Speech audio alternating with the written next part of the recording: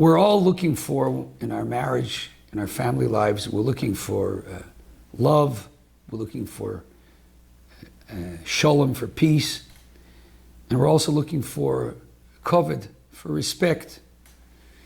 Now, most people understand when we talk about our lives, we can understand what we're looking for love, we can understand we're looking for Shalom Bayis, for peace. But the word respect is something that's a little harder for us to understand. And Dafke, I want to start to talk about this idea, this concept of kavod, of respect, because it's one of the aspects in our lives. It's a very important aspect that we see that it comes up a number of times when we talk about the relationships between a husband and a wife. There's a very, very famous sikha from the Rebbe that we know that the Gemara says that Talmidei Rabbi Akiva, they passed away within the time of Siras Omer, 24,000 of them. And the Gemara asks the question, what was their chet? What did they do wrong that there was such a plague that 24,000 students died in such a short period of time? The Gemara answers, it's a Gemara in Yevomis, the Gemara answers that they didn't respect each other. Basically, that there was a lack in their Avos Yisrael and the love for each other. But the Gemara uses the expression they didn't respect each other. Now the Rebbe asks the Shaila that how is it that Talmidei Rabbi Akiva, how is it that they were disciples and students of Rabbi Akiva, and Rabbi Akiva was the one that had that famous statement that he said, and nevertheless, Rabbi Akiva, saying such a statement, his students, his disciples, did not live up to that statement. And of course, the Rebbe says that the fact that the Gemara calls them Talmidei Rabbi Akiva, his disciples, his students, it doesn't mean just that they learned in his yeshiva. It means that they lived according to his Torah. It means that they were his students and disciples that lived according to the way he guided them. So how is it that Dafke these Talmidim were lacking in Avos Yisrael? They were lacking in a love for each other, when their Rebbe stood for so much for love.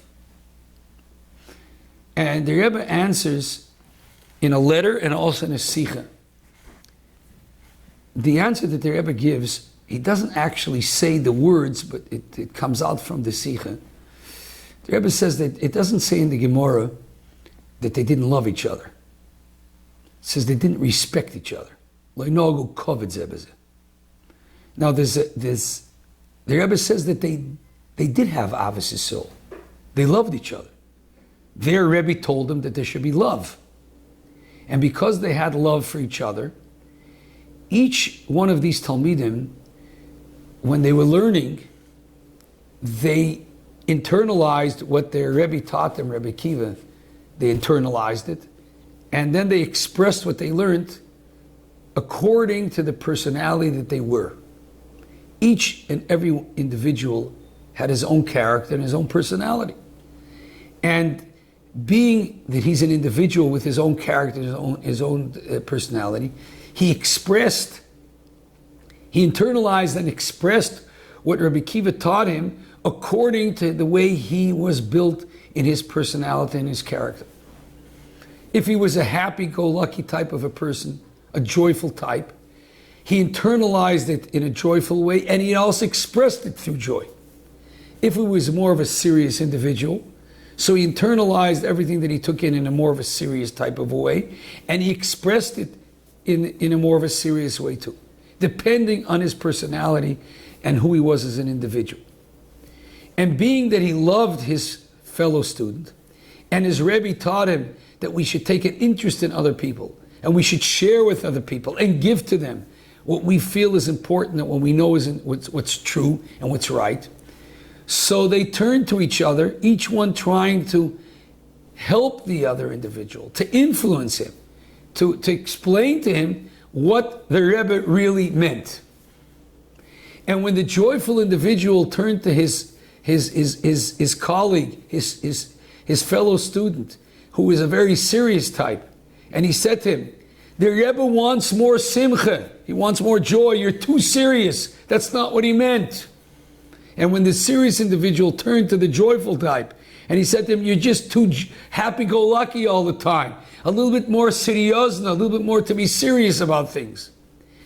And because the joyful type was a joyful type, and the serious type was a serious type, so obviously, each one was living and expressing what he had learned according to the character, individual, and personality that Hashem gave him. They were both students of Rabbi Akiva, but each one lived according to the type of makeup of character and personality that Hashem gave him. And when the joyful guy saw that he's not penetrating to the serious individual, so he said, Nish das hat der Rebbe gemeint. He wasn't happy with the way his serious colleague, his serious student, his chaver was living. So he said, it's not the way he should be. And when the serious fellow felt the same way about the joyful guy, there was a lack of respect, of recognizing that we are different, that we are individuals, that each and every one of us has a different character, a different personality. We are both students of Rabbi Akiva. But the way I live what Rabbi Akiva has taught me is with my individual character and personality that he gave me. We could sometimes choke another individual out of love. We love him. We want to gift him. We want him to understand. But at the same time, they're different. And we have to be able to recognize that we are different in personality, in character, and because of that, we are also different in our needs. We have different needs. And a very important word is to learn how to respect our differences and to have a sensitivity towards our differences. And that's what the Gemara is saying, that there was a lack of respect. The Rebbe goes on to say that each and every one of us, each of the Talmidei Rabbi Akiva, they were all Shomer Torah mitzvahs. And they were all doing what was right. It's just that each one was different in his way of expressing it and doing it. And then he goes on to say that we should have tremendous respect for every single Shomer Torah mitzvahs, anyone that's a frum person, because we all have the same Torah and the same mitzvahs. It's harbe drochem lamokim. There's different ways how we serve Hashem. So we have to have respect for the differences of the harbe drochem lamokim, or nahara pasht, as we say, that there's different rivers that spread out. And he goes on to say even further that even if a person's not a Shomer Torah mitzvahs, we have to have the respect for him too also, because we have to recognize the education that he got, the environment that he was growing up, that he was raised in, and we have to be danams lekaf schus and al todnes chavecha chatigilem koimei. Don't judge a person until you're in his shoes. So we're able to speak to him, but at the same time show the respect towards him also. But we can take this same concept that the Rebbe is telling us, and we can take it to our families, into our marriages, into our lives, our Shalom Bayis. That we have to recognize that we are different. A husband and a wife, a man and a woman have their differences. Even two individuals, two men or two women, as the Gemara says, Keshem Shem Partzufein Shavim Ein Desein Shabbos. Just like we don't have same faces, we also have different days, different opinions. We understand things differently. We look at light differently. That's part of life, that we're all different. That's even two women or two men. How much more so when we're talking about men and women, that we're different the way Hashem created us, the way we approach things, the way we understand things, the way we feel about things, the different needs that we have. We're different. And we have to respect ourselves for those differences. I always give an example of how we have two types of pots in our kitchen. We have a pressure cooker and we have a crock pot. They both cook the soup, but the pressure cooker does it very quickly, under pressure. The crock pot does it very slowly. Each one gets the job done, but according to the way he was built. It's when the pressure cooker starts telling the crock pot, you're just too slow. And when the crock pot tells the pressure cooker why everything has to be so quick and under pressure, slow things down. That's when we start having the problems. Not recognizing that we have differences and respecting those differences. And recognizing even more than that. It's not just respecting our differences, but also recognizing that we complement each other. And there's a need for those differences to be able to build a family together. Each one gives his part. So when we talk about Ava, we can love somebody, but many times we can be lacking respect.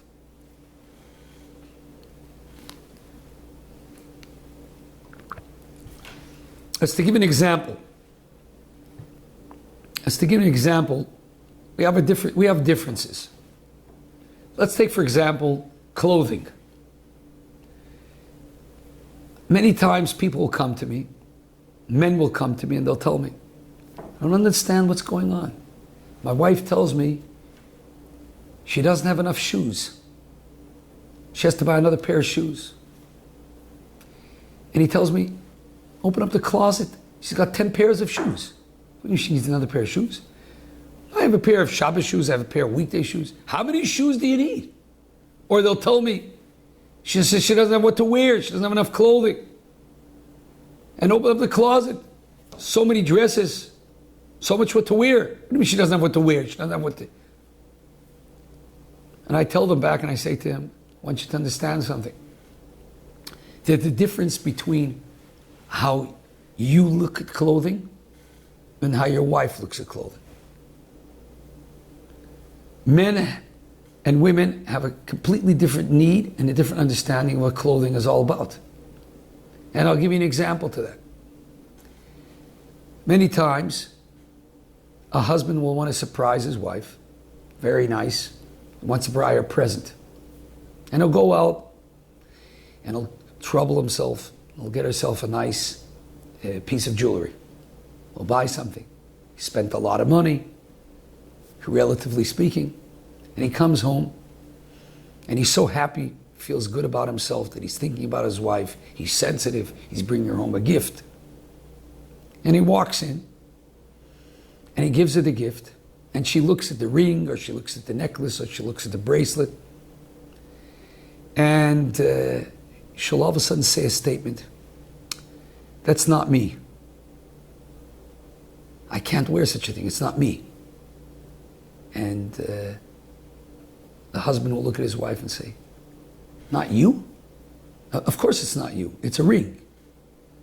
It's a necklace, or it's a bracelet. What do you mean it's not you? And what she's really saying is, when she says it's not me, when she puts on a piece of jewelry or she puts on a piece of clothing, she has to feel that it expresses who she is. It's a part of her. It's not just a shirt. It's not just a ring. It's not just a bracelet. She has to feel comfortable how she feels about that. If it unites with her. By her, a lavush, a beged, a tachshit, a jewelry, piece of clothing has to unite with her. If she doesn't feel that it's a part of her, then she can't wear it. So the husband's walking around feeling she doesn't appreciate what I just did for her. I went out, I spent money, I bought. But what's really happening is he's showing expression of love, but he's not realizing that he has to respect her too.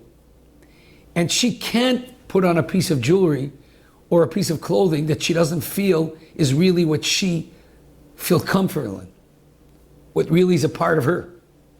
It doesn't express who she is. And here's another mistake. The husband feels that sometimes a present and a surprise goes together. By a woman, a present doesn't have to be a surprise. It's nice to be surprised. But if you're surprising me with something that I'm only going to suffer from, because I'm going to have to wear it because you bought it for me, but I really don't like it, I don't feel comfortable in it, then not only aren't you doing something positive, you're causing your wife to suffer from it, to feel not comfortable about it. So it's counterproductive what you're doing. If you want to really give her a present, a nice piece of jewelry, a piece of clothing, tell her, let's buy you a present. Let's go together. Pick something out that you like. That's a present. That she'll feel good about it. That she'll be able to, she picks it. She likes it. She feels it's a part of her. That's something that she'll really like. So we can express love, but at the same time, if we don't really respect the differences, realizing, then we can be sometimes doing something counterproductive. So on one hand, it's recognizing that we have a different need for clothing. A man can live with wearing the same shirt, same pair of pants, a couple of days, no problem. Only if it's dirty, he has to change it. A woman has to change everyday clothing. That's part of her makeup. Sometimes she has to change 2 or 3 times a day clothing. That's part of her personality. That's part of who Hashem made her. Clothing is a much more important need for her than it is for a man. For us to respect is to recognize that difference. And when we recognize that difference, that's called respecting. Not only loving, but to respect. And that's just one example. You know, I once had a couple that came to me. They were married for about 20 years. They had 4 children. The wife tells to me, she says to me, my husband belittles me. He's mezalzel. A lack of respect. And the husband hears the conversation and he says to me, lack of respect? Belittle? My wife, she has a lack of respect towards me. She belittles me. She's mezalzel me. So I tell them back, I say to them, listen, I'll tell you something. I need a little bit more what to grab onto to understand. We call it in Hebrew, Havanat HaNikra. I have to understand what you say. When you say belittle, lack of respect, can you give me at least 1 or 2 examples that I should be able to understand what you're talking about? So the wife says to me, yeah, I'll give you an example. She says, when we got married, I asked my husband, please, if you want to bring somebody over to the house, it shouldn't be unannounced. Let me know in advance that you're bringing somebody into the house. Even give me a 10, 15 minute, 20 minute warning that somebody's coming. I'd like to know before you bring somebody over to the house. And not because to prepare food or refreshments. Just, you know, to be able to tidy up a little in the house, to make sure that everything's in place. Somebody shouldn't fall in just by accident. Oh, okay. And she says to me, I've been asking that along. Never happens. He'll always bring people home without letting me know in advance. He just doesn't care. He didn't hear what I said. He's belittling what I said. He's lack of respect. He doesn't take it serious. Okay, I said. Then I turned to the husband, I said, can you tell me an example of what you call a lack of respect and belittling and being mezalzel? He says, oh yeah. He says, I asked my wife, I ask her to tell her, I like when I get up in the morning, fresh clothing, should be next to the bed. He says, 20 years I've asked for it. This doesn't happen. I always have to go to look and to find instead of having it a little bit prepared for me. I heard that. Okay. So then I turn to the husband and I say to the husband, tell me, you just heard what your wife said, that she asked you many times that you shouldn't bring people home unannounced, that she should have a little bit of time ready to prepare the house to make sure that it's neat and tidy the way she would like. And she says, you just bring home all the time people. What do you say about that? And he answers me back and he says, Narishkeit, shtusim. It's nothing. So if somebody comes into the house, so what's going to happen? that there'll be an empty cup of coffee on the table. Big deal. Or the pillow on the couch is a little out of space. So what? Okay, I heard. Then I turn to the wife and I say, what do you say about the fact that your husband says that he's asked you many times that he would like to have next to his bed fresh clothing for the morning when he gets up? What do you say about that? So she looks to me and she says to me, what? She says, I have 4 children. What, he's a 5th child? He doesn't know where his shirts are, where his undershirts are? Shtusim. She says, Narishkeit. It's nothing serious. It's a small little thing. That's called belittling. That's called a lack of respect. She tells me back, is it child? Okay, now here I am in the middle of it all. So I turn to the husband, I say to the husband, I want you to understand something. How long are you married for? 20 years. Your wife said that you're mezalzel, that you belittle, you lack of respect. She used the word, in Hebrew she used the word zilzel. I asked her to give me an example I should be able to understand. So she tells me this problem that she asked you not to bring home people unannounced. Now, if it's such a small, foolish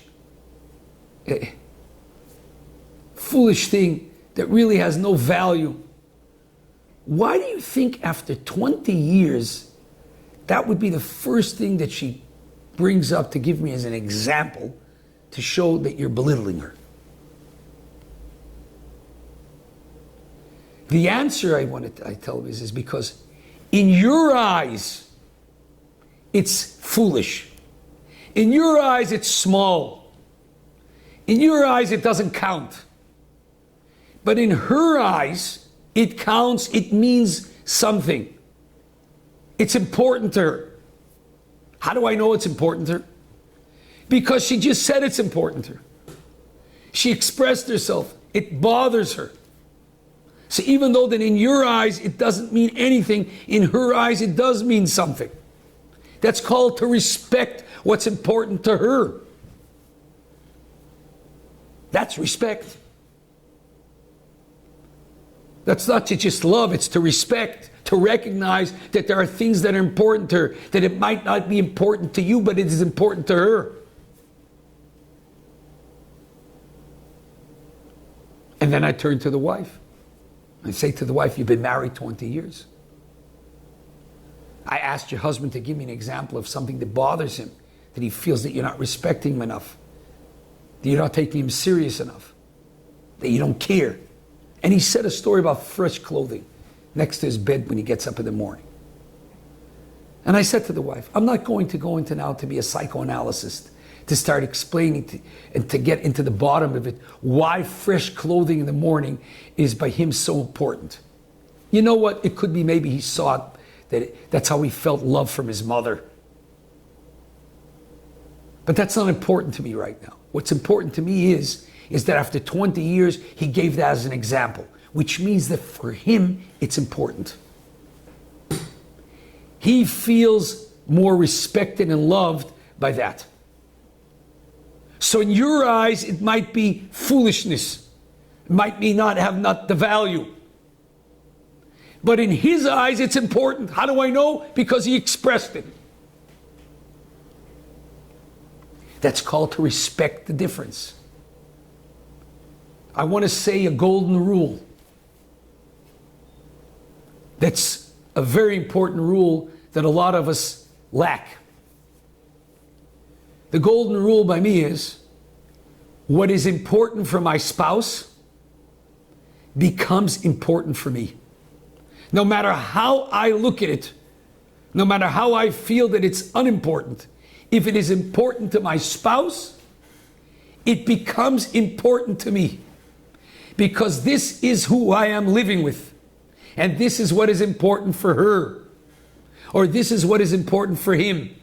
So I will try my best to respect that need, to respect that request, to be sensitive towards it, because I see how it is important for them. And how How much it's so little in my mind doesn't count. Because my wife or my husband feels this is important, it becomes important for me. That's part of respect. Recognizing that we are different, recognizing that we have different needs, and respecting those differences. And learning not only to live with them, but also to cater towards them. Because this is my wife, and this is my husband, and this is their need. And that's part of life, part of marriage, of giving, of catering towards each other. That's what respect is all about.